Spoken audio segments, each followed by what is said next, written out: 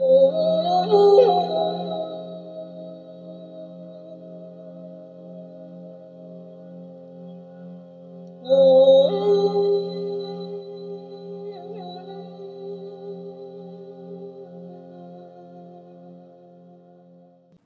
and welcome to Media-eval, a medieval pop culture podcast, where we talk about how medieval and medieval-inspired movies, TV, and books depict the medieval world. What did they get right? What did they get wrong?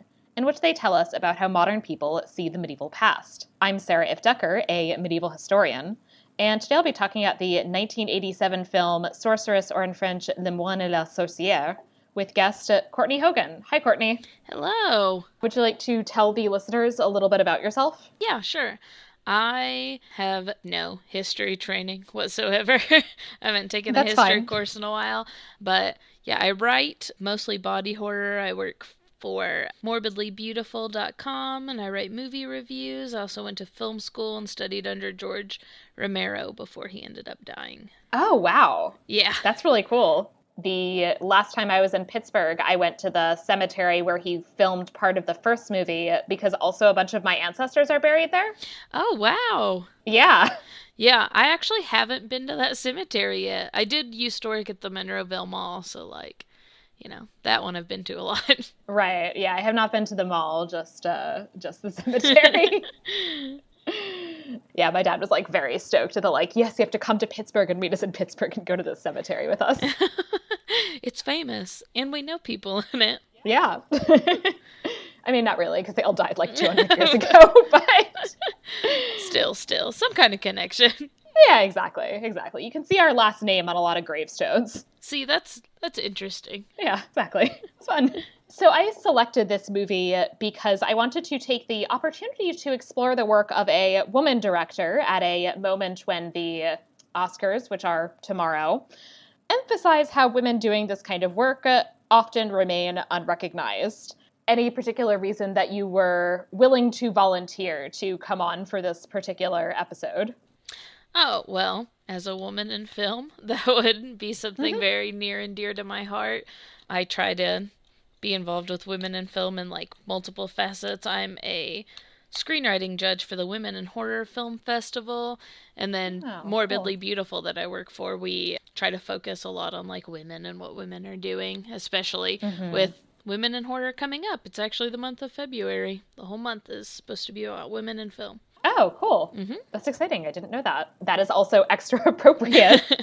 There are not, unfortunately, as many medieval or medieval-inspired films by women as I might like ideally, but I did some research and managed to come up with this one. This is directed by Suzanne Schiffman, who is a French director. I watched the version of this film dubbed into English because that happens to be what's available on Amazon, but it is originally a French film. And its French title literally translates to The Monk and the Sorceress. And then they cut out the monk part for the English title and made it just the Sorceress, because I guess they thought people were not sufficiently excited by monks. That's fair. I was more interested in just Sorceress. She's the cool part. Yeah, that's fair. The writer is also a woman, and she's actually a medieval art historian professionally. Her name is Pamela Berger. She's currently at Boston College. Wow. Yeah, I didn't know that. That is really interesting, though, because the movie's, really pretty in some parts, so I'm sure hopefully she had some kind of help in that. Yeah, and in particular, it doesn't surprise me because as a hint of some things that I might be discussing in a later part, the visuals that you see do actually seem period appropriate, which is something that I tend to harp on very frequently in a lot of these movies, that you're watching something that takes place in the 13th century and then there's all of these paintings that stylistically are clearly from the 15th century. Yeah. I wouldn't notice those things, but I'm sure that must be annoying, picking up on small details like that. Yeah, which is why I started this podcast, is because I get annoyed by small details like that I'm like, you could have just got this right and it wouldn't have hurt or bothered anybody. Yeah, you can literally pay somebody to research things. Someone is paid to decorate the set, just to decorate the set. Exactly. So I appreciate that they had a medieval historian who was on board, who did a good job of making sure at least that some things were done accurately, if not necessarily everything.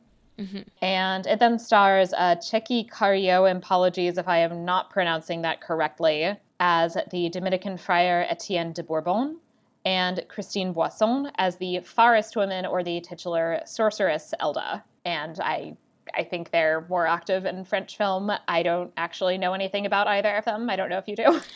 I hadn't heard anything about them, but when I was like looking into the movie, it kept saying stuff about how this movie wasn't particularly well remembered, but that the people involved in the movie are like extremely involved in film over in France. And I was like, oh, well, I kind of mostly just stick to horror, I guess. So I don't know any of them, but I was like, oh, yeah, it would make sense that they were trying to work with this like kind of bigger female director then. Yeah, and she's somebody who I hadn't heard of her, but I don't really know anything about film, to be honest.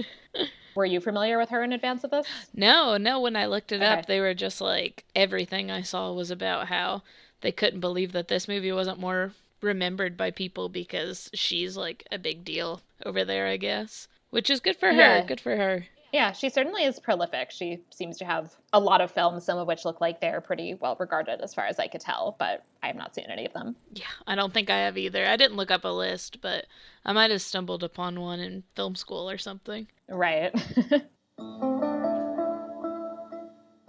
The first main section is the enumeratio, or recap section, where we'll just kind of talk about some of the details of the film. So I usually start with just a brief recap to orient us. A Dominican friar arrives at a remote village in France in search of heretics. He finds a local healer woman whom he accuses of heresy and witchcraft. Although his initial suspicions are allayed, they are then aroused anew when he learns of a ritual in which sick children are left in the forest, and the protection of a rather unusual saint is invoked.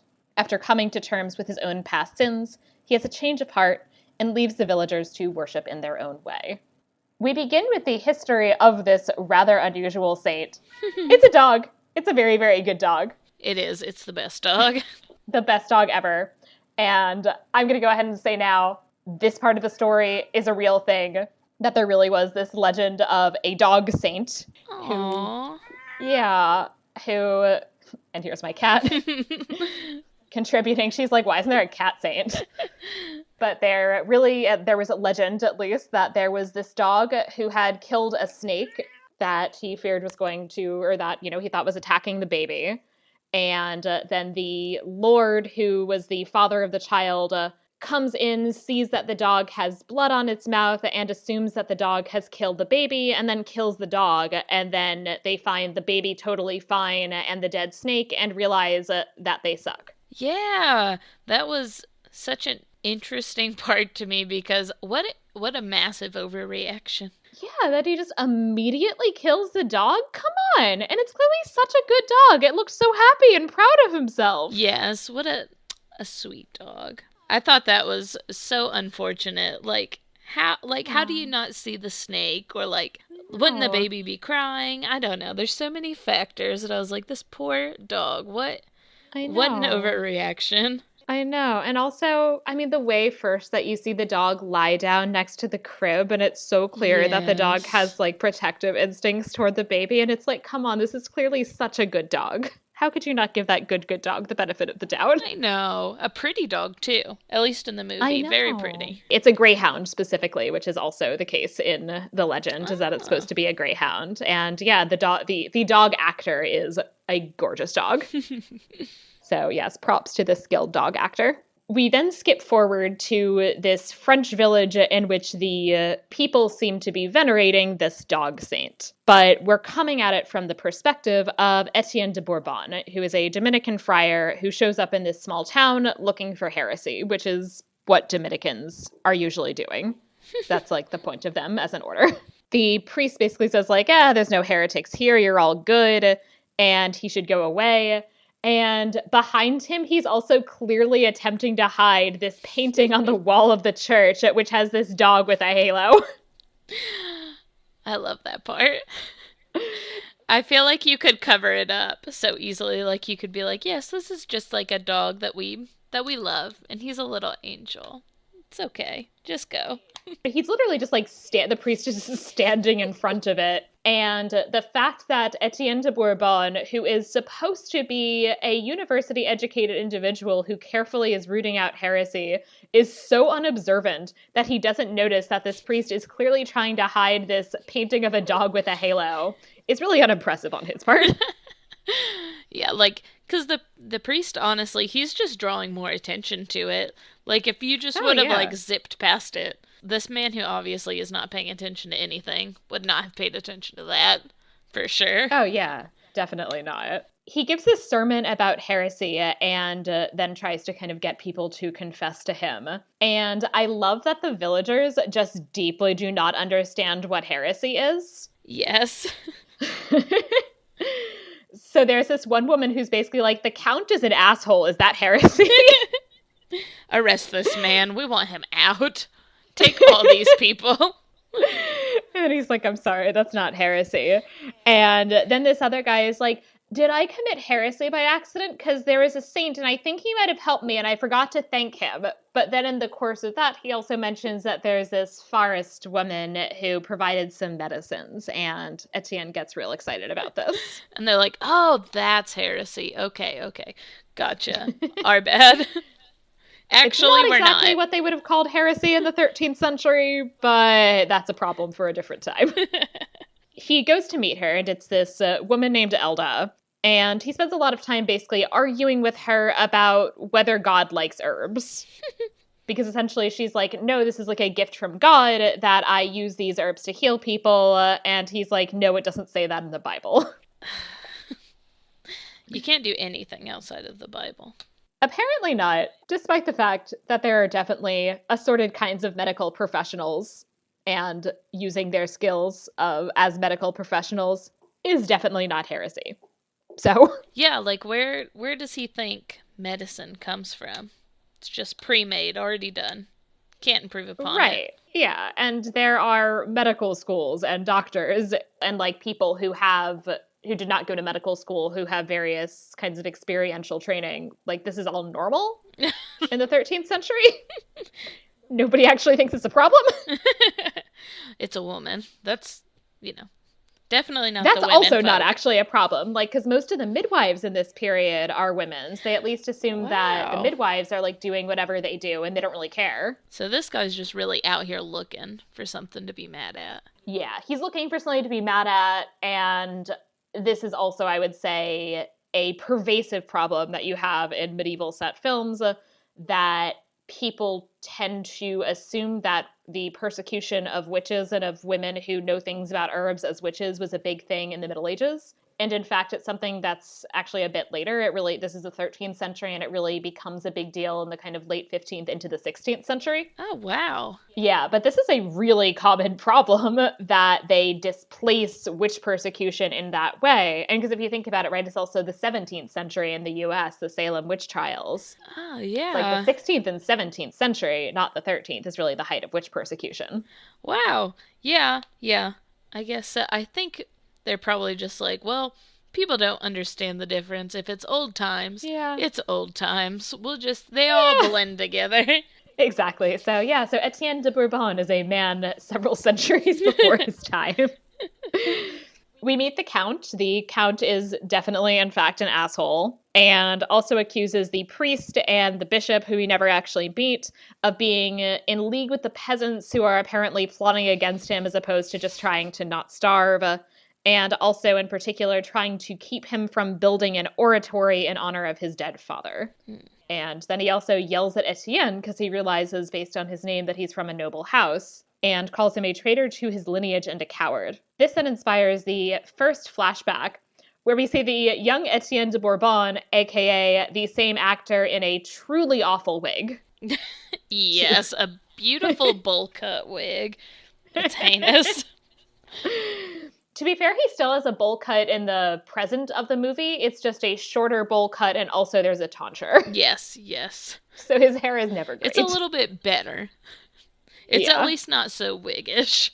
At least you get the tonsure. I mean, at least it's like, okay, I get why you're doing this. This is a religious thing. In his youth, it's like, this is your choice. Yes, this is not a good fashion statement. So the flashback is to the last time, I guess, that somebody mocked him as a coward, which is his father yelling at him and calling a coward because he refused to help gut some dead deer that he had hunted. That part's awful. Yeah, you get to see a very graphic image of the dead deer. I hope it's not a real deer. Yeah, it was very convincing. Like when I was watching it and it got to the deer, I was like, oh my goodness. It looks real. So if it's not real, good on them, really. Yeah, good. Either good special effects or, wow, that was kind of a dick move murdering a deer for this movie. Yes. I don't know which. Back in the present, Etienne, inspired by this interaction with the Count, writes to the prior about his concern that the nobility might try to twist the Inquisition to their own purposes. This doesn't seem to actually be that much of a thing, since Etienne seems to be twisting the Inquisition to his own purposes all by himself. He's kicking off the Salem witch trials early. Right. Yep, just man before his time. Etienne then goes to bathe in the woods, and we get to see him in what seems like this impromptu effort at creating a medieval thong, which I assume is really just intended to keep the ratings down here. As opposed to just like having him be naked when he's taking a bath. We have to keep his butt crack covered. Otherwise, we will get a stronger rating. The butt crack must be hidden at all costs. But I appreciate them for that. Thank you. Yeah, I didn't need to see this guy's butt crack, so it's fine. He runs into Elda, and Elda gives him a wart cure. And then she lifts her dress, and he sees her legs. And then this inspires another flashback, where after he didn't butcher the deer, he ran into the woods for a while, and then saw this woman, and she fell over, and then he saw her legs. Very, very beautiful ankles. Yes. I was really hoping this wasn't going to go the place where, of course, it went. Yes. Yes. Yeah. So we'll get there. That gets revealed. I was really hopeful it was going to turn out okay for that woman. Yes. Not so much. I did think it was really interesting just film-wise. What a very different version of the male gaze than we're used to. It was still extremely sexual, but it was like the legs. It was the legs, and I will say, also think that it's done in a way that's emphasizing her vulnerability as opposed to just her being sexually tantalizing. Yes. Yeah, that was definitely like, I've never seen a gaze like that in a movie, I don't think. Yeah, so I thought that was really interesting. I do wonder if it's possible. Like, I mean, if a male director very possibly would have done that differently. Yeah, that is. Yeah, probably. Yeah. If we learned anything from Wonder Woman being taken over by a man, I would think probably so. Yeah, that was definitely an interesting choice, film-wise. Simeon, his father's retainer, comes in search of Etienne. First, he runs into Elda, who is buddies with a wolf, which is great. More great canine actors here. Yeah, doesn't she take a thorn out of his foot? Yes, it's very cute. It's actually very reminiscent of an actual Saint Jerome who takes a thorn out of the foot of a lion, and then the lion follows around and is his buddy for the rest of his life. Yes, that's what I thought of too. So it's very much a sweet scene. It also, in terms of the religious symbolism, I think is very much trying to set her up as a figure who is more on the side of good than on the side of evil, which is a big theme of this movie. Oh, yeah. Simeon then goes to see Etienne and informs him that his father has died vaguely in the crusade. Don't know which crusade, but a crusade. You know, they were just kind of popping off at the time, so. Yeah. And that he is therefore now the owner of the manor, and Etienne, of course, informs him that he will be handing over the manor to the Dominican order, since Dominicans take a vow of poverty and cannot own personal property, and so the order then owns property for them. Simeon is also traveling with this young woman who is mute, and who prays by drawing images, and he shows him this image that she's drawn on a tablet of the Virgin and Christ. And apparently she's there because she has no family, and Simeon is worried about her safety and security being this vulnerable woman who is completely alone and has no family, and tells Etienne that he wants them to go together eventually after Etienne's done with his stuff here and take her to a monastery for her to live. Yeah, the drawing, I guess, kind of reminiscent of Midsummer. Oh, yeah, it kind of is. And I like the drawing. It's good. She's Yeah.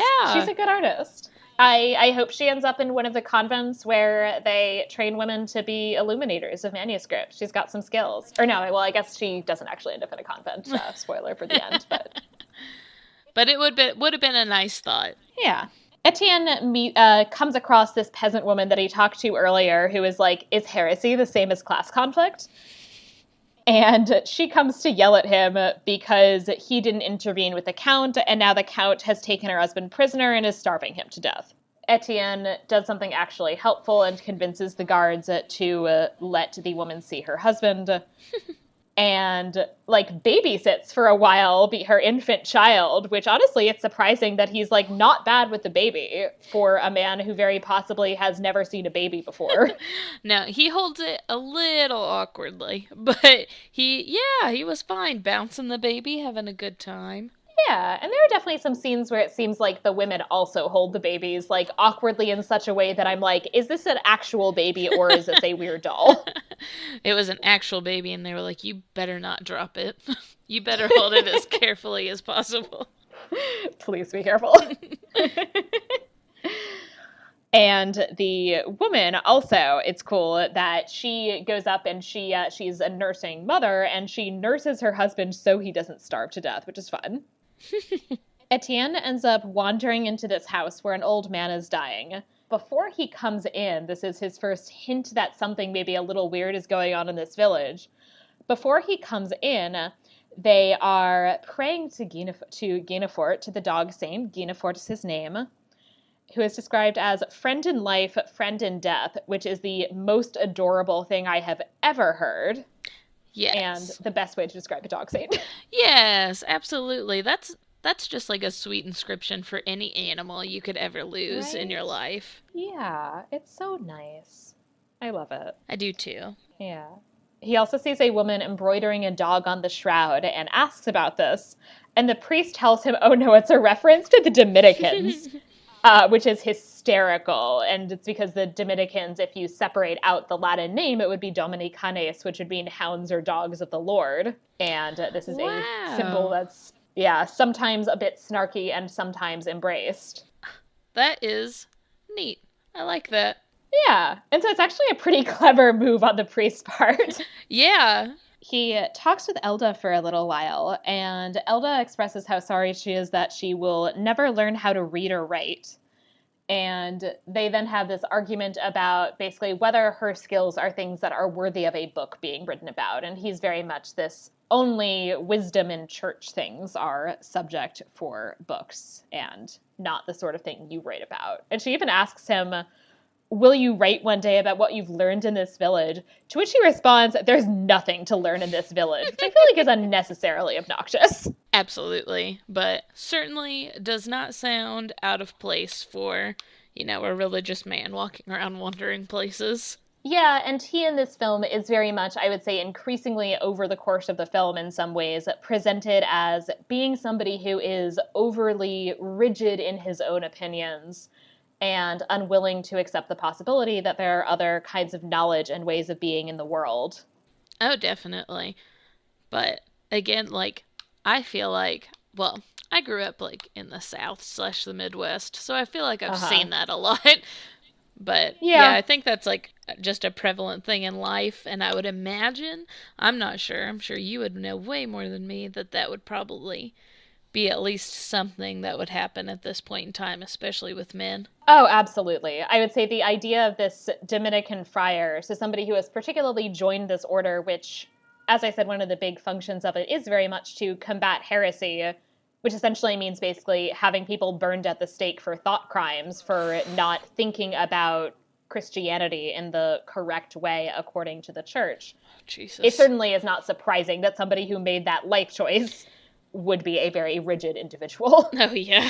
He witnesses this odd procession around the statue of St. Christopher. Sad story. I believe St. Christopher has actually been desainted by the Catholic Church recently because they've decided he's not real. What a tragic end. I know, right? It's kind of mean. There's a couple of saints that have had that fate that the church has decided that there's no evidence they really existed, and so they're not saints anymore. That's And such it feels bullshit. kind of obnoxious. I know, right? Like, yeah, they're really old. Like, maybe there isn't evidence anymore. But how dare you? Right. And it's also funny because it's like there's also other saints that haven't gotten that treatment, but that are essentially they're too big of a deal because they're people that actually like Jesus knew. That there's also not that much actual evidence around, but they decide like they're taking that, they're taking the evidence they have as more valid. So it's very much to some extent also a weighing of how important the saint still is against other things that they know. Wow. But there was one desainting, which was actually a good call, which is that there was somebody who was did the first step who was beatified but not actually canonized, who is a person who was venerated as a saint after he was allegedly murdered by Jews in one of the blood libel accusations. Oh, so good call in the church for canceling the sainthood on that one. Yeah, good job. See, I don't know anything about saints or anything like that. So this is all interesting to me. I feel like I knew you could get desainted, but I didn't think it was like actually a thing, I guess. Yeah, no, it's been a big thing in the modern era. Wow. I have had Catholics tell me that that I'm a better Catholic than they are because I, as a medievalist, just know a lot about this sort of thing. So he sees this procession. Initially, he's sort of upset by the way they're using snakes. They're sort of throwing snakes at the statue and then kind of gives up on complaining. He also goes to Elda's cottage and finds a pot of something and tries to just like drink from the pot just by itself. And only when she shows up and hands him a ladle is he like, oh, a ladle. Especially since the ladle is actually in the pot. Yeah, like, wow, way to feel like you just own everything, dude. Right? It's also very much reminiscent of these tweets that have been going around recently about specifically men who are not capable of using basic kitchen tools. I mean, I think one of them is a man who was told to have a cauliflower and tried to rip it in half with his bare hands instead of using a knife. Oh my god, what? And that's definitely what this reminds me of. I thought for sure you were going to say something about all the terrible men taking all the lasagnas for some reason. That is also a problem, that he's just like, oh, I can like take this like soup or whatever without asking. That, yes, it is also very reminiscent of the men who just steal their wives or partners' lasagna for no good reason. So, men, you're on notice to both use appropriate kitchen utensils and also not steal food. Especially whole lasagnas. I'm tired of seeing it on Reddit. Don't do it. Just don't steal lasagna. We also learned that the Count's wife has successfully given birth to a son, in part with Elda's help. Etienne decides briefly to chill the fuck out and is in the process of writing, there's no heresy here. The villages are good Christians. They're practicing Christianity in their own simple way, but it's all fine. And then he hears this screaming child. And he goes outside and he sees the peasant woman with the baby from before and follows her into the woods. She goes to Elda's and claims that her baby has been exchanged for a changeling, and then asks Elda to come with her for the grove rite so she can recover her real baby. Elda, we see, tries to dissuade her, but then ultimately agrees to help. And they go to this grove, and Etienne is still following them in the woods like a creep. They pray to Guinefort over the child, and they rub some herbs on him and then leave him before this fire. There's a wolf that comes out. I'm assuming the same cool wolf from before, but then it leaves. I assumed it was the same as well. Yeah. And on the basis of this, the woman is then convinced that the changeling has been exchanged and that this is now her own real baby. So she's happy. Etienne is not happy. He, the next day, brings all of the villagers to the church to super aggressively question them about what he has seen and interpreted as being this demonic rite. He is horrified when they start to explain that, oh, this is about basically protecting our children from the wood sprites, because you shouldn't be believing in these wood sprites. And also accuses Elda of being the person who is primarily instigating and leading people in this, quote, diabolical superstition, despite the fact that he saw the whole thing happen, and she honestly seemed pretty reluctant about doing it in the first place. He just wants to take down a woman. I know, exactly. Like, that's very much how it comes off here, is that, like, he just, like, has it out for women in general, this woman in particular. I don't know. And Yeah, also, yeah. yeah. It's almost like it's like, oh, you make me feel things, and that's not okay. I have to do anything I can to stop you from doing literally anything. Gonna pin everything on you. Right. And this is another thing that you see all the time in medieval movies is the interpretations of these admittedly not very nice, primarily celibate men as being entirely motivated basically by frustrated sexual desire. Mm-hmm. And while I'm not going to say that none of them had frustrated sexual desire, I think it's a little excessive, the need to interpret their actions in this particular way. Yeah, it seems really like, not to like be a champion for men or anything, but it does seem really dismissive of like, oh, yes, man, only thing you can feel is like this sexual attraction that you cannot act upon. It's like, yeah, I'm sure they get like worked up sometimes and that has led to bad things, but it's like, people can be just dickheads too. Right. Also, to be honest as well, it's probably pretty clear that there was a lot of same-sex sexual activity that took place in a lot of monasteries. Oh, so yeah. some of them might not actually have been that sexually frustrated. Yes. Yeah, so it's very much a choice that gets made pretty often in medieval films, which I don't love. He arrests Elda for really no reason.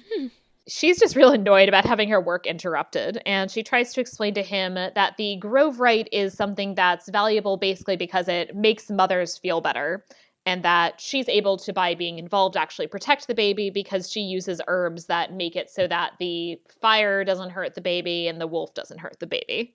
She also compares Etienne to a wolf and tells him that he is full of hate.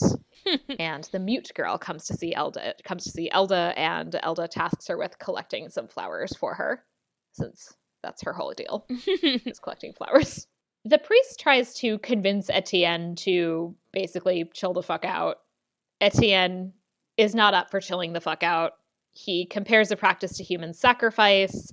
So at some point, the priest is like, it's fine. Like, it's like you've handled everything. And he's like, if the church had never gotten involved, like everything would be we'd just be sacrificing children all the time. And the priest is like, it's fine. Like, listen, bud, like the kid's okay. Yeah. You're being a little dramatic here. Even Elda says that she's like trying to protect the baby. So, like, just chill. We're not sacrificing anything. Right. It's pretty clear that this is not actually infanticide, that at least the one baby he saw involved, that baby is totally fine. And they also were kind of watching the baby the whole time. And yeah, it's just very frustrating. Then the people gradually reveal, or well, this like one dumb kid who hasn't gotten the memo about like, don't tell the creepy outsider priest about our dog saint. This one kid says like, oh yeah, we dedicate the ritual to the martyr Saint Guinefort. And Etienne is first like, oh cool, you've got a saint. All right, who's the saint? And like, who is this holy man? And the kid's like, it's not a man, it's a dog. And Etienne is real fucking mad about this, that there is a dog saint. And he sees this as being a mockery of the cult of relics and of the cult of saints. This damn kid could have literally just been like, oh, yes, supplied dog's name. And then never spoke about it again. I'm sure any adult would have just picked up and been like, yeah, yes, our very human saint. Yes. Especially because in this film, they very much are presented as knowing that the dog saint is kind of not cool and deliberately hiding it. Yes. Which is maybe not quite how it worked, but it's certainly how it works in this movie, so...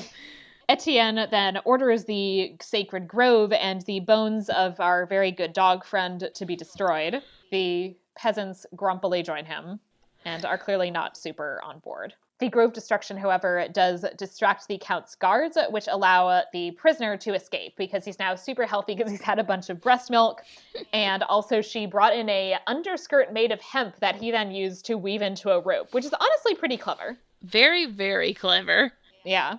So yeah, good for them. Increasingly in this film, basically, everybody is basically everybody thinks Etienne is being an asshole. So Simeon and the priest are criticizing Etienne for wanting to destroy everything and kill Elda. He goes to talk to her and says that he's destroyed the grove and that he's going to hand her over to the secular arm to be burned. And she very snarkily asks why he doesn't just burn her himself. And he responds, "Oh, the church doesn't burn people." And she's like, Just you wait. Yeah, since obviously, certainly from a modern perspective, the gulf between handing someone over to be burned and burning them is not that far. No, not at all. Though they certainly, from Etienne's mindset, would be considered to be distinct. She also, by the way, basically says, like, well, what if you're wrong? You then destroyed a saint's relics. And he's like, not. And he's like, I'm going to take my chances on that. The movie then takes a sharp turn, which I, for one, did not totally love. No. So he says something to Elda where he asks her basically, like, when did the devil take you? And she says, I know when the devil took me. It's because when I was 16, I got raped by my lord in the jus prime noctis situation, the supposed rite of the first night, where the lord claims to have the right to rape his peasant women on the night that they get married. Another pervasive myth. Oh, that's a myth. Yep. Oh, wow. Yep, and I would have thought better of a film that a professional medievalist is involved in to perpetuate the jus prime noctis myth. I was pretty disappointed by that. I am willing to bet that they fought to not have that in there. And they were like, I wouldn't be but surprised. listen, this is what is going to help sell this movie. This is what people are going to talk about. This is going to make us feel bad for her. And it's going to, like, make him feel bad for her. Just trust us. Yeah, I imagine you're right, but for me it's just so frustrating. First of all, because why can't a woman just like herbs without having had this traumatic experience of rape and then, I believe, pregnancy and miscarriage? Yeah, why isn't it? It is, like, more pure. Well, I wouldn't say more pure, but it is, like, a really pure idea for a woman to just be like, yeah, I just really like, mixing herbs together and helping people. And it's, just kind of what I've always done. Like, there's nothing wrong with that. Right. And there were women in the Middle Ages who were midwives or had other kind of trades or practices where they did basically mostly kind of spend time mixing herbs. And some of them were married and some of them weren't. And it was just fine. It was a thing that they could do. And as I said, they didn't need to have this traumatic experience to come to this life decision. And I found that very frustrating. Yeah. Yeah, it's always really frustrating when that's just used as a tool to make a woman's story progress in any way. Like, we all don't have tragedy surrounding us. And even if we do, it's not like you're making that the crux of somebody's entire personality when you do that. Exactly. And it introduces this and it implies that's essentially the motive for her entire life choice. But it simultaneously doesn't actually matter to the film at all. The film would have arguably been exactly the same. Oh, yeah, absolutely. Without that element. It's just like, oh, we're going to make you feel a little worse for her, and you're going to dislike him a little bit more for, like, bringing this up at all. That's it. The only purpose it serves. Yeah. Then we get to start disliking him even more because can't have just one rape-related plotline. You need to have a couple. Oh, yeah. So, if there's multiple women, there has to be. Uh-huh. So, essentially, Simeon reveals to him that, remember that flashback with the lady and her legs? Turns out Etienne raped her. And there is this line that, something along the lines of that he was too sensitive to gut the deer and then found another prey. Yeah. How gross. It's super gross. I do actually like that line as a critique on men who are often present themselves as being in certain ways sensitive or caring, but then are still rapists. Oh, yeah. Because that's... yeah, shockingly prevalent, I think I would say. Oh, yes. So I did appreciate that particular line, although I have a lot of issues with this plot line in general. Yeah. Yeah, so he raped this woman, And then it turns out that that Agnes, this mute girl, is actually the daughter that the woman who Etienne raped, Marguerite, bore before dying in childbirth. And so therefore, this is, in fact, Etienne's daughter. This then means that the rest of the movie has to be about the redemption of a rapist, which is not a choice that I love. No. I'm here for the dog. I'm here for the dog saint and for I'm very the much herbs. here for the dog. Yeah, I like the dog. I like the herbs. I would have been more... It's still honestly a little questionable to have a redemption of this figure who we know is somebody who handed over essentially really innocent people to be burned. Yes. But the fact that then we also have to make him a rapist, which that part is not anything coming from the original story, the original account of this, which I'll get to later. But that is a choice that the film makes that then makes me even much less on board with the subsequent redemption of him and the end of the film. Yeah, and it's just like thinking about like just how films work and like how you have to market things. I would think it would be just as interesting to literally just follow the people who live here and it be focused on them and them having to dodge this person who is like there to throw them under the bus than it would be to just follow him and everything that he's doing and his redemptive arc. Like, it's so much less interesting. Right. I really don't understand why he has to be the hero, to be honest, in the first place. It doesn't actually seem like a natural choice. Yeah. He is upset now because I guess he'd managed to forget that he was a rapist for the last decade, I guess 15-ish years of his life. He'd just forgotten that he's a rapist, but now that somebody's reminded him, he's upset about it, I guess. And talks to the priest about possibilities of... and the priest basically says that as a form of penance that he should go save Elda, since basically you've already essentially killed one woman, don't kill another one. He's not wrong, but it's also like... Women are interchangeable. Right, exactly. Like, this doesn't actually make up for the fact that you raped and then caused the death of another woman. But, okay. But at this point, he's already sent the order to the Count, handing her over to the secular arm for execution. So he now has to go to talk to the Count and say, never mind, don't execute her. And the way that they decide that they're going to persuade the Count is that literally the priest picks up a random rock on the ground and tells Etienne to give it to the Count and say that it is a relic of Saint Etienne, Saint Stephen, and claim that it's one of the stones used in the stoning of Saint Etienne, because if it's for a good cause, a bit of cheating never offended the Lord. The Lord is bendable. I appreciate this priest. He's fun. I like him. Yes. Essentially, the idea is that Etienne is going to give him this relic because essentially you need a relic to build a new church. And so the idea is that this would then be the basis for the oratory chapel that the Count wants to build for his father. The Count is super stoked, however, about executing Elda because he wants to teach the villagers a lesson because he hates them. And this is how he decides he's going to do it. And he also hates Etienne because he seems to think Etienne is responsible for all of his other problems, even though he has been here for like 2 weeks. He's a good scapegoat. Yeah. Etienne talks him out of this by using basically the most half-assed parable I have ever heard.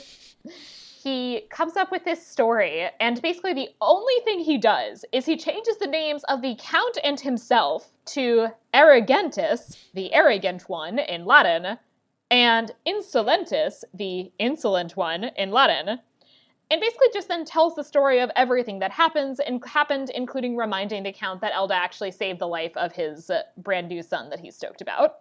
This apparently is all the Count needs to be convinced, is literally just being told about all of the events that happened in the last hour and 15 minutes of the movie.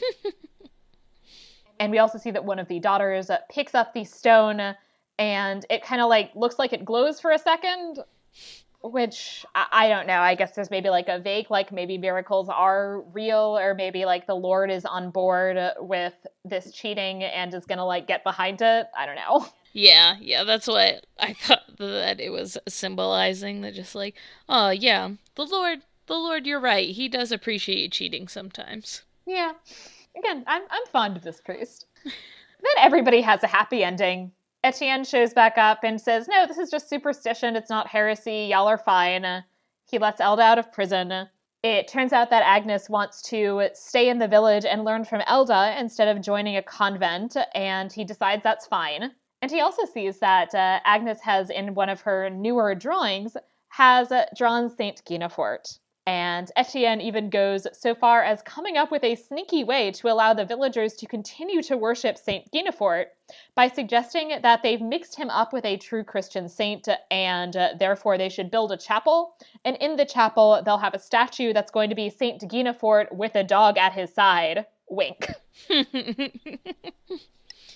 You know what? Good job. That's a good trick. Yeah. Would have fooled him. So. Yeah.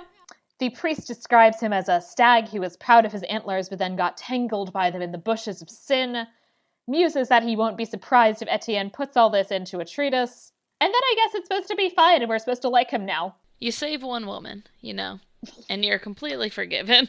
Yeah, just everything's fine. It's really easy to achieve redemption for being a rapist, apparently. Yeah, because like we said, women are interchangeable. Yep. You save one, you've saved them all, really. Yeah, exactly. Just complete success. Just all canceled out, totally fine. It's like it never happened. And his daughter's going to be an herbalist now. It's great. Yes. His daughter who, came from that interaction. Yep. And who grew up without having a mom because she died. Because of him. Yep. Great. The end crawl informs us this did indeed make it into a treatise, and that rituals at the Grove continued with the last woman healer associated with it, dying only in 1936. For our next segment, Vera et Falso, or True and False, we talk about what in this they got right and what in this they did not get super right. There's one big thing, the Holy Greyhound itself, that I'm going to save for actually the segment after, where I do a little bit more of a deep dive. Oh. Here I'm just going to bring up a couple of little things. Okay. One is that they know some of the basics of their saint facts. They mentioned Saint Etienne being stoned, a real thing that gets quite popularly depicted in medieval art. The statue of St. Christopher looks overall like your standard statue of St. Christopher, his deal that he carried the person who then turns out to be Jesus across the water, and so he's got little Jesus on his shoulders. Aww. Yeah. I also was super into the stag metaphor at the end, because this idea of these horned animals having their horns tangled in the thickets of sin shows up with a couple of different animals. One is actually an antelope in medieval bestiaries. And this is a fact that I did not have to look up and just knew, because a passage to this effect was actually on my medieval Latin translation exam that I needed to take to prove Latin proficiency in grad school. Oh my goodness. How interesting that that came all the way back around. I know, right? So at the end, I'm just like, yeah, the horns and thicket metaphor. I really like that metaphor. Just as somebody who reads and writes a lot, it's like, yeah, that's, very visual and very nice. Yeah, and that's definitely one of the cool things about the bestiaries also, is that they have these really interesting ways of seeing animals as being these kind of models for people and relevant to people's lives. Yes. And especially in a film that is very much about boundaries between human and animal in terms of the dog saint, I think that was an interesting touch. Yeah. Yeah, definitely. Yeah. The Dominicans are overall, I would say, portrayed correctly. This is indeed a thing that Dominicans did. The point of their order is to seek out heresy. And so you'd have Dominicans going to small towns and they would preach and they would look for heretics. And they would indeed burn the heretics or hand the heretics over to the secular arm to be burned, because the church is not supposed to do that if they found said heretics or people who they believe to be heretics. Is there a specific reason it was burning, or is that just easy, quick way? So part of it is basically just that they came up with different means of punishment for different crimes, in part so that if you were standing far away, you would know what the person is being executed for. Okay. And so it matters that there's a distinction between different crimes. But it also, I would say, has to do with burning as a form of purification, essentially. And it being this essential way to purify the Christian community of heresy, because heretics are seen as being figures that in fact infect the kind of body of Christendom. So it's almost like, you kind of like burn a wound to stop the infection or like stop it from bleeding. It's almost like that. That's really neat. Yeah, that makes a lot of sense. So yeah, so burning was the way to go for heresy. Witchcraft is, by the way, distinct in addition to being really a 16th century thing. It's distinct and also tends to be punished by hanging instead of burning. Ah, well, that kind of makes sense because in Salem they did do a lot of the hangings versus actual burnings or anything. Right, exactly. That's not unique to Salem, and in fact, although they're Protestant, is the same thing that Catholics, start to do even before the Protestant Reformation, when there are witches. That witches are supposed to be hanged. Huh. Interesting. There's also some interesting hints throughout that one of the reasons Etienne considers his services particularly necessary is that there are concerns about the laxity and lack of knowledge of parish priests, and that therefore they're not able to successfully combat heresy in their parishes. And this is both a real problem and a truly perceived problem. That this is something that from the 13th century onward, the church is increasingly worried about, because parish priests really often are not especially educated. They often are they're often barely literate. In fact, they often can do little more than basically get through the prayers and don't quite know what they mean because they don't actually know very much Latin. So this is the kind of issue that people see in parish priests. And also this idea of the parish priest being complicit in something that is seen as being a heresy is also not that much of a stretch. There's a really interesting book, Montaillou, which is about a 14th century French village, and it's essentially the last village which at least allegedly adhered to the Cathar heresy, a heresy that was the kind of heresy to beat in exactly this period and a little bit earlier in the 13th century. And in this book, it talks about how the priest is very much implicated in the heresy and heretical activities of the townspeople. So that is also not outside the realm of possibility, that a priest is not actually defending from heresy, but in fact participating in it. Sounds right. Mm-hmm. I did also appreciate that while the tarring of this woman as being a witch is a later phenomenon than it, should be depicted here, I did appreciate that kind of herbal medicine really was predominantly practiced by women, that there was considered to be something of a distinction between, on the one hand, the university-educated doctors who had this whole system of medicine that honestly probably didn't work as well because it's based on a lot of Greek and Roman theories that are kind of bullshit.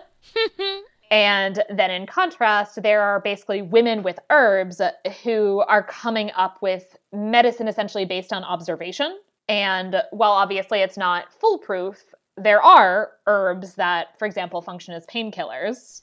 Yeah. And if you use things carefully and pay attention, you can figure out how all of that works.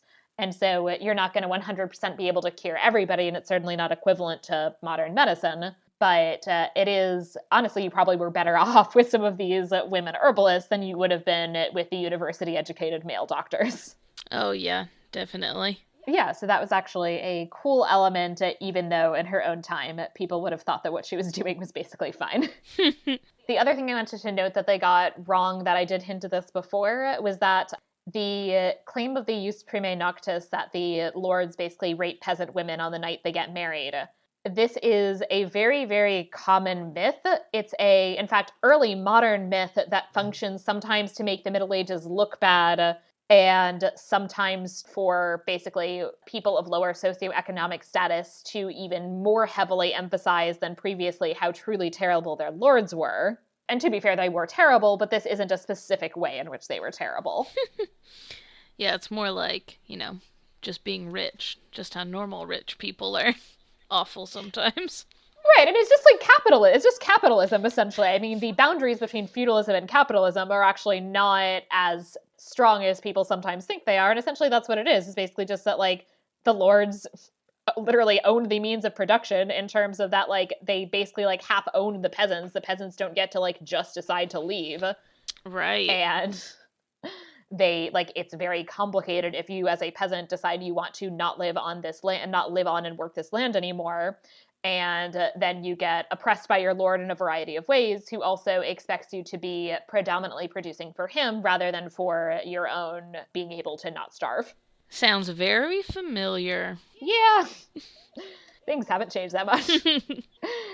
But then there's this weird rape element, and obviously, not that there were not situations in which lords probably raped their peasants, but it's not this organized formal right that they had or perceived themselves as having. So it is frustrating that this is something else that they need to insist on as being a thing in so many medieval movies. Then I want to do the deep dive into an area where I would say overall they did a pretty good job, although they made some alterations. And that, for the Historia et Veritas segment, the History and Truth section, is the Holy Greyhound himself, the real story of Saint Guinefort. Saint Guinefort and the ritual practiced by the villagers in fact appear, and we know about this precisely because Etienne de Bourbon is also a real person, a real Dominican friar, who went around to a number of villages, and then eventually in his book on the 7 Gifts of the Holy Spirit, occasionally went into talking about basically some of the weird things that he found while looking around in search of heresy. And so he describes this particular story, and so I'm actually going to read a selection of Etienne de Bourbon's narrative. This recently happened in the Diocese of Lyon, where, when I preached against the reading of oracles and was hearing confessions, numerous women confessed that they had taken their children to Saint Guinefort. As I thought that this was some holy person, I continued with my inquiry and finally learned that this was actually a greyhound, which had been killed in the following manner. In the Diocese of Lyon, near the enclosed nuns' village called Neuvy, on the estate of the Lord of Villars, was a castle the lord of which and his wife had had a baby boy. One day, when the lord and lady had gone out of the house, and the nurse had done likewise, leaving the baby alone in the cradle, a huge serpent entered the house and approached the baby's cradle. Seeing this, the greyhound which had remained behind chased the serpent and, attacking it beneath the cradle, upset the cradle and bit the serpent all over, which defended itself, biting the dog equally severely. Finally, the dog killed it and threw it well away from the cradle. The cradle, the floor, the dog's mouth and head were all drenched in the serpent's blood. Although badly hurt by the serpent, the dog remained on guard beside the cradle. When the nurse came back and saw all this, she thought that the dog had devoured the child and let out a scream of misery. Hearing it, the child's mother also ran up, looked, thought the same thing, and screamed too. Likewise, the knight, when he arrived, thought the same thing, and drew his sword and killed the dog. Then when they went closer to the baby, they found it safe and sound, sleeping peacefully. Interjection, apparently not woken up by all of that screaming. Casting around for some explanation, they discovered the serpent torn to pieces by the dog's bites and now dead. Realizing then the true facts of the matter and deeply regretting having unjustly killed so useful a dog, they threw it into a well in front of the manor's door, threw a great pile of stones on top of it, and planted trees beside it in memory of the event. But the peasants, hearing of the dog's conduct and how it had been killed though innocent, and for a deed for which it might have expected praise, visited the place, honored the dog as a martyr, prayed to it when they were sick or in need of something, and many there fell victim to the enticements and illusions of the devil, who in this way used to lead men into error. Above all, though, it was women with sick or weak children who took them to this place. They would go and seek out an old woman in a fortified town a league distant, and she taught them the rituals they should enact in order to make offerings to demons, and in order to invoke them, and she led them to the place. When they arrived, they would make offerings of salt and other things. They would hang their babies' swaddling clothes on the bushes round about. They would drive nails into the trees which had grown in this place. They would pass their naked babies between the trunks of 2 trees. The mother on one side held the baby, and threw it 9 times to the old woman who was on the other side. Invoking the demons, they called upon the fauns in the forest of Remete to take the sick, feeble child, which they said was theirs, and to return their child that the fauns had taken away, fat and well, safe and sound. Having done this, the infanticidal mothers took their children and laid them naked at the foot of the tree on straw from the cradle. Then, using the light they had brought with them, they lit 2 candles, each an inch long, one on each side of the child's head, and fixed them in the trunk above it. Then they withdrew until the candles had burnt out, so as not to see the child or hear him crying. Several people have told us that while the candles were burning like this, they burnt and killed several babies.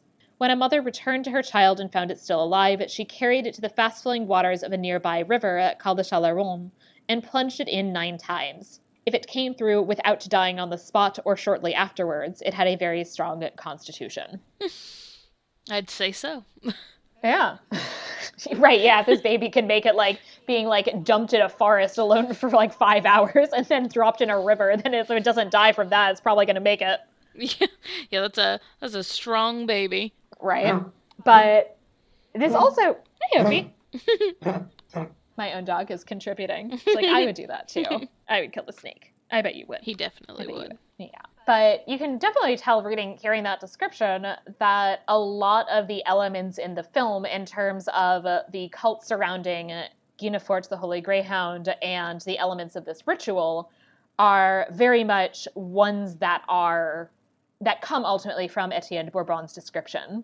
And indeed, the real Etienne de Bourbon had less of a, like, sense of humor ultimately about the whole thing and did, as far as we know, just destroy the grove and then take off. Although he also probably, as far as we know, he was not a rapist, so he has that going for him.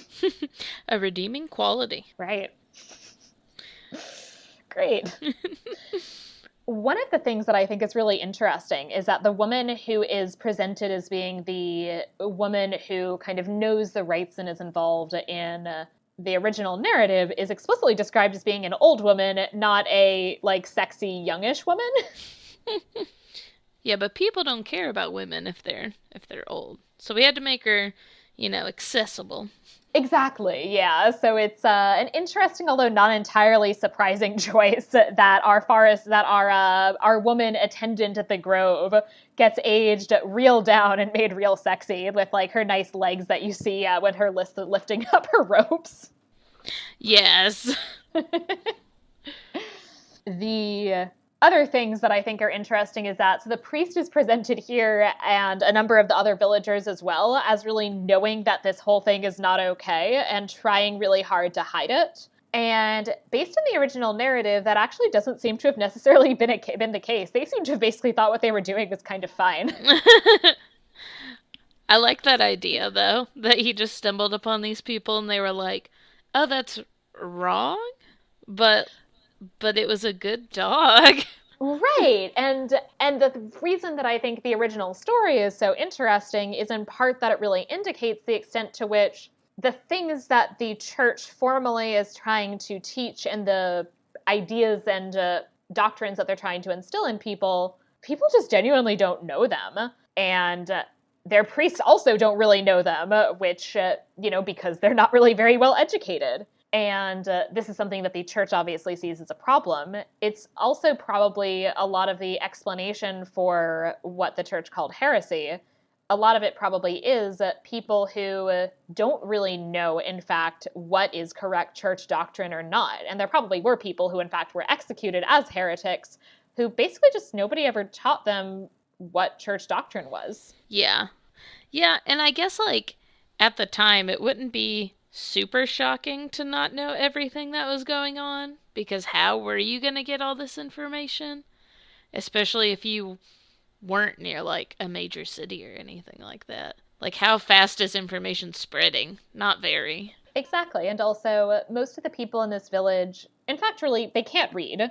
Yeah. And so it's not like they're reading books. Even the priest, as I was saying before, very possibly, honestly, kind of can't read. And even if he can, even to the extent that he can sort of read, because he's not near a major city, and if he's not near any kind of major monastery or center of learning, he probably, at least, even if he can read, doesn't have many books. Yeah.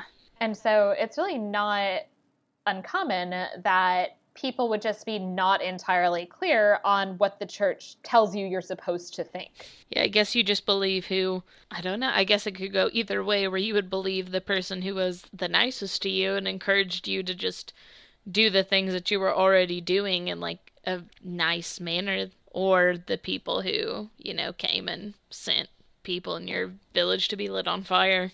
Right. And you have people who are wandering around preaching. In some regions of France for a long time, a number of those people probably are, in fact, preachers who are adherents of certain ideas that are declared by the church to be heretical. But the people who are listening to these don't even necessarily know that they're listening to and therefore believing the ideas of heretical preachers as opposed to Orthodox ones. and then these other preachers come in and say something different, and it is, as you said, it's just essentially a, well, who do you trust? And Yeah. they probably don't know who to trust to some extent. Yeah. And then what a harsh punishment to just like, well, this one person told us this. Yeah, well, it's actually like this. And, just to really drive it home, I'm going to kill some of you. Because, like, you got to Right. learn. It's like, what? Why would you enjoy the church after that? I guess, like, it's instilling fear, but. Right, it's instilling fear, but is that ultimately the best impetus to ensure people's faith? Very possibly not. Yeah. Yeah, it's like, how much of it is people just pretending to do the things that you want them to do because they're terrified that you're going to kill them, or, eventually, like, terrified that they're going to go to hell and all that good stuff.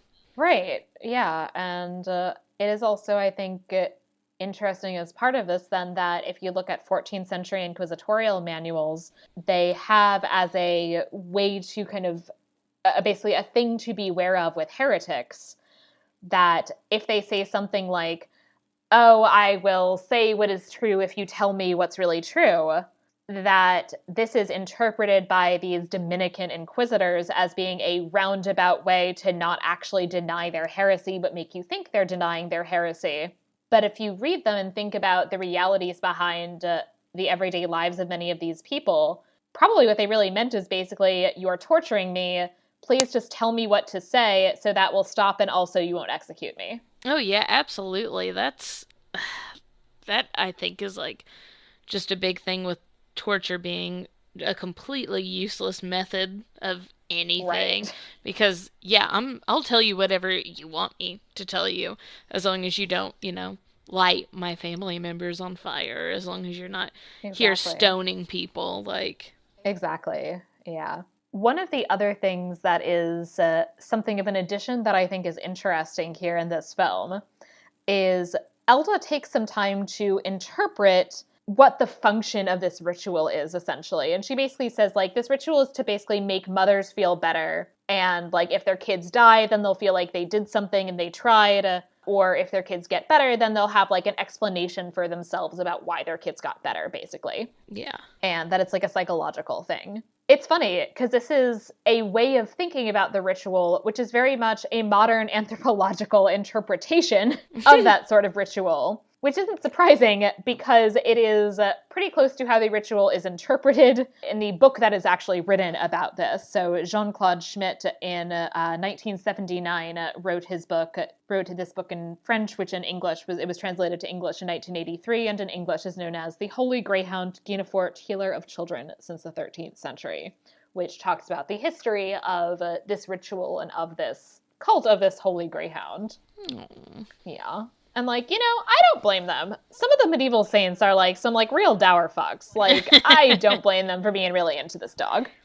Yeah, like, and what just like a sweet thing to really believe in Yeah. that much that it's like, yeah, we just really loved this dog.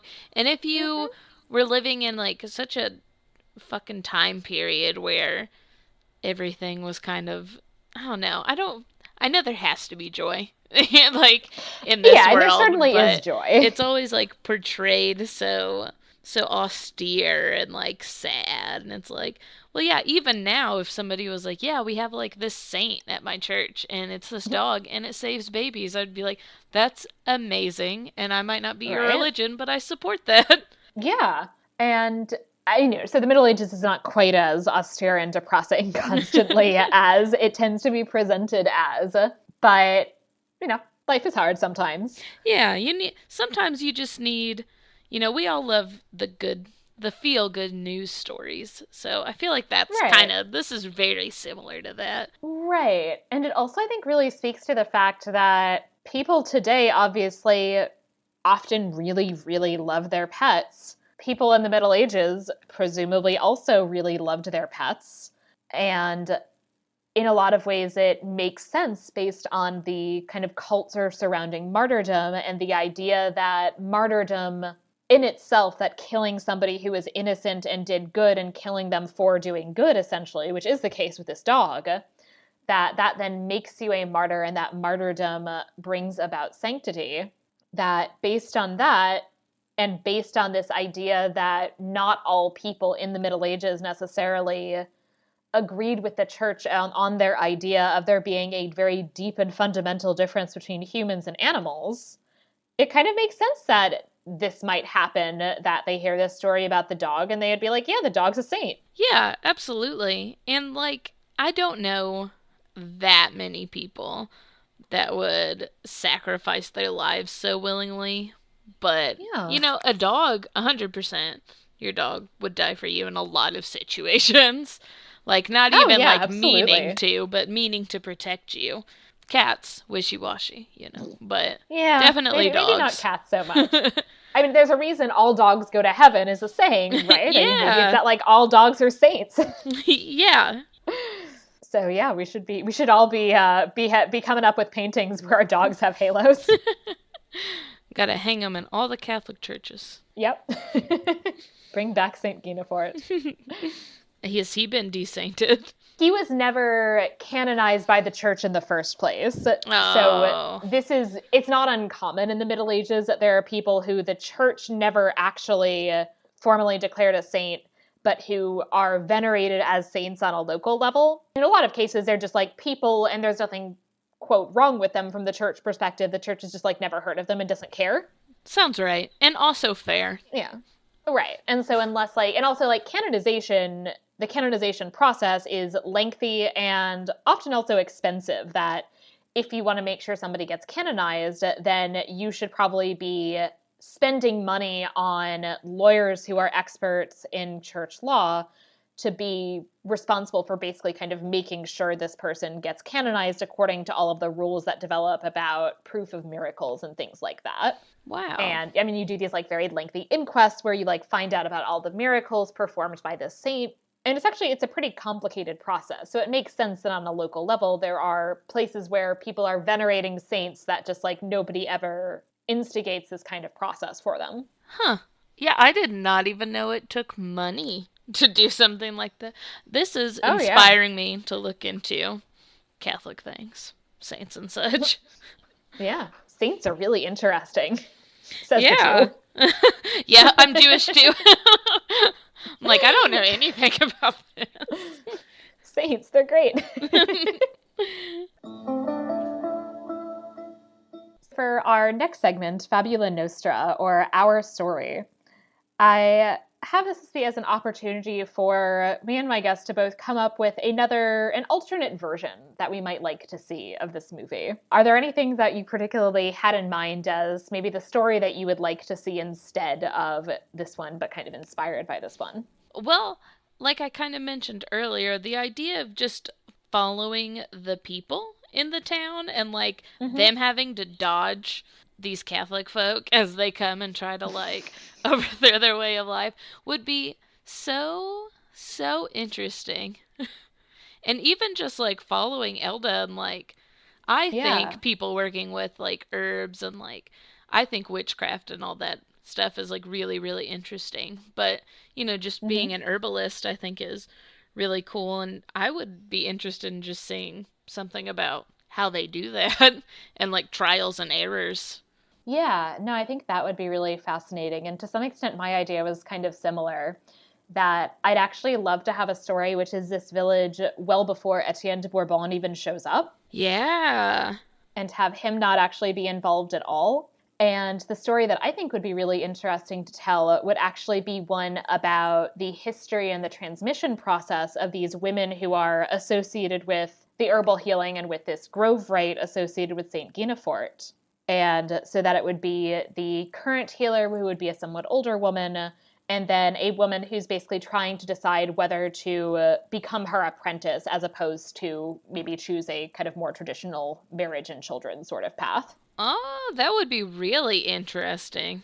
Yeah, so that's the movie that I decided I would want to see. And I actually did some casting ideas, which is that I thought Sigourney Weaver would be interesting as the current healer, as somebody who definitely has some gravitas. I love it. And I just saw Knives Out, and I'm super into Ana de Armas right now because she was really, really good. Yes, yes, yes, yes. And I think she also did an amazing job at portraying a lot of internal conflict. And so I think she would be great as the younger woman perspective apprentice. Yeah, absolutely. Yes. Oh, she's so good. She's so good in Knives Out. I She was love so both good. of them. Yeah, I loved Knives Out. That I think is the story that I would want to see is just Etienne de Bourbon's not even involved. These are like the good days before this jerk inquisitor showed up and destroyed their grove. Yeah, they're lighting candles by their babies in peace. Exactly. Just let them light candles by the babies. I'm also like really interested in like the changeling stuff.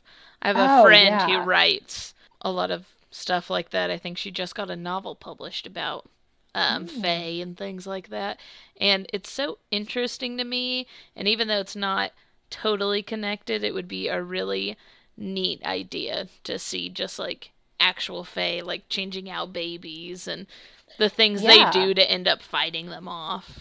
Yeah, and these are really pervasive ideas in the Middle Ages. And I think, yeah, actually doing a movie where that supernatural was real could also be a really cool one. But yeah, but these are things that people genuinely believed, even when the church sometimes is like, no, maybe you shouldn't believe that. Also, I think this ritual really speaks to the ways in which people are very much have very complicated feelings about what happens when they have these children who are very ill, and that is one of the explanations that they come up with for the illness of their children is this idea that they're sick because they're not actually my child, that they've been exchanged for this other child, and that it does make sense that this is a way that they then try to be able to feel then that they've done something and they've tried to make things right, and that then they cannot feel guilt in the same way if their child does die. Right. Because, like, we have a lot of medical knowledge now, but even Mm-hmm. now there's things, like SIDS, where it just happens. And Yeah. it's easier to place blame on something like that than, like, it just being a blameless situation where something bad just happened. Yeah, and this is a period where infant mortality is very, very high. That's actually why people tend to have this idea that people kept dying at 40 or 50 all the time in the Middle Ages. Mm-hmm. Isn't because that was super common, it's because the average lifespan is completely skewed by the fact that so many people died in infancy or early childhood. That makes sense. And so if you made it past the age of like 10, you'd very possibly live to 70 or 80. But a lot of people didn't make it past 10, and then a lot of women died in childbirth. Oh, yeah. Yeah. But yeah, so in this context where, your kid to die, like it's very likely for your child to die, it makes sense that you would come up with a ritual that makes you feel like you've done something to try and stop it. Right, and then if it doesn't stop it, it's not your fault at all. It was, Yeah. either something It was was the done fairies. wrong by somebody else or yeah, it was the fairies. Yeah. And then you don't have to live with feeling guilty about that, which is a good thing. Yeah, definitely, especially if you're living in a time where you're having multiple children and they're just kind of dying off. Right. So we can now move on to the part where we rate this film on a scale from 1 to 5, the enumeratio section. And this can be based on whatever criteria you like.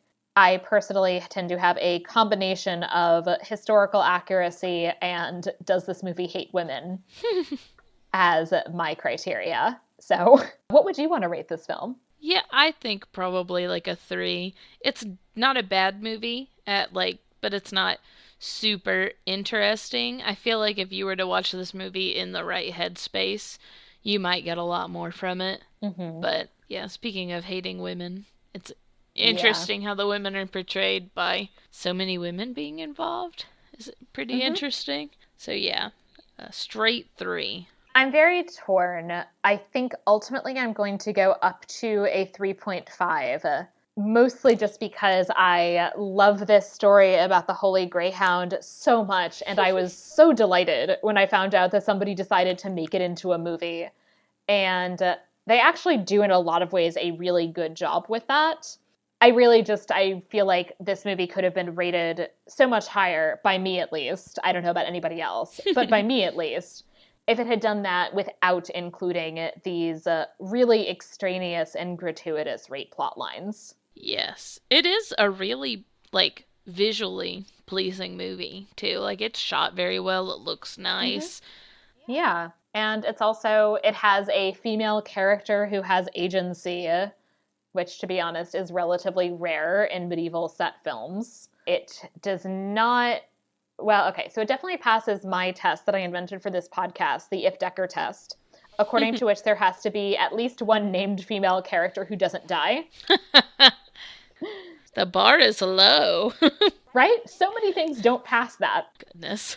I'm not sure if it passes the Bechdel test or not, because there's the scene with Elda and the peasant woman that, I don't know, they're kind of talking at the Grove Rite. They're kind of talking about her baby, who is, as it happens, a boy. I'm also not sure the peasant woman ever has a name given to her. I say a fine line. I'd say yeah. Yeah. So it arguably maybe passes the Bechdel test. A baby boy is not quite a man, I would say. That's true. And they're also really, like, a lot of the conversation, they are talking about the Grove Rite, and I would say to some extent it's more about her feelings as a mother than it is about the child himself. Yeah. Who is kind of an object to some extent. Yes. So if she has a name, which I didn't quite catch it, but maybe she does. If she has a name, then I'll give it to the movie. I'm going to look through the credits and it's just going to say peasant woman. Be like, right. I defended you. Right. And also, I mean, I'm sometimes resistant to give it credit if the woman has a name in the credits, but isn't actually named ever in the film. That's fair. I myself am very bad at names, so I would forget. Yeah, I mean, because it's not impossible that she had a name and I just missed it. So I'll maybe give it that. But there have definitely been movies where I've noticed that there are women or women characters who are real people and who I assume are named because I know who they are. Mm-hmm. And they're named in the credits, but actually no one ever says their name in the entire movie. Oh my goodness. So Braveheart, which was the first movie that I did for this podcast. One of the main female characters is Isabelle de France, who marries the heir to the English throne. And she's a real person, and so I'm like, yeah, it's Isabelle. I know who it is. But then my co-host Ollie realized, like, no, they actually never say her name, because I kept saying Isabelle, and he kept being like, who's Isabelle? That's tragic. I feel like I'm gonna have to buy a clicker and, like, keep tallies of any time I hear a woman's name in a film from now on. I know, right? Yeah, it's kind of bizarre. As we wrap up, where can the listeners of this podcast find you on the internet if they would like to do that? Oh, as of right now, my Instagram is officially off private, so you can find me there. I post some things about when I write, and I'll be posting stuff about my feature film that's kicking off in June. It is just my first name _Z_H, and I'm sure you'll spell out my name. Yes, in the show notes, your name will be spelled. Yeah, because it's going to be different than you think it is. I don't know if you said you have a podcast that you're starting. I'm happy to cut this out if you don't want to talk about it yet. But if you do want to talk about it, if you do want to plug your future podcast. Yes. Yeah, it is not off the ground in any way, shape, or form yet. But my friend and I, we went to undergrad together. We made a podcast together called Literary Fist Fight. And it's just about authors that absolutely hate each other. That sounds amazing. And I actually know of some medieval examples if you're looking for more examples. I am always looking for more examples. The lists are always fantastic. Hemingway versus this person. Hemingway versus this person. I'm like, yeah, I get it. Yeah. So Hemingway just hated everybody, which is not totally, or at least everybody hated Hemingway, a little bit of each, I guess. Yeah. Column A, column B, definitely. Yeah. Well, yeah, there are some fun medieval examples that I'll share with you.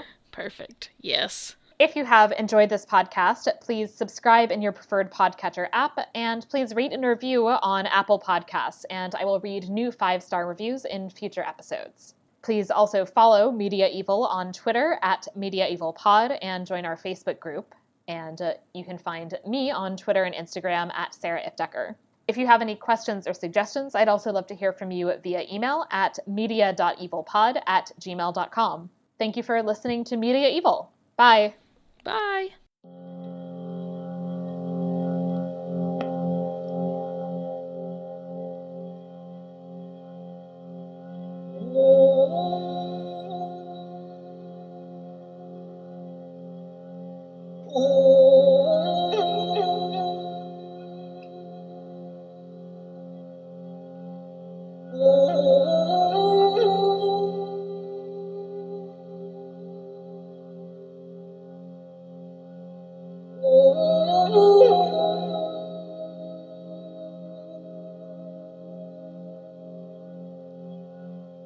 Oh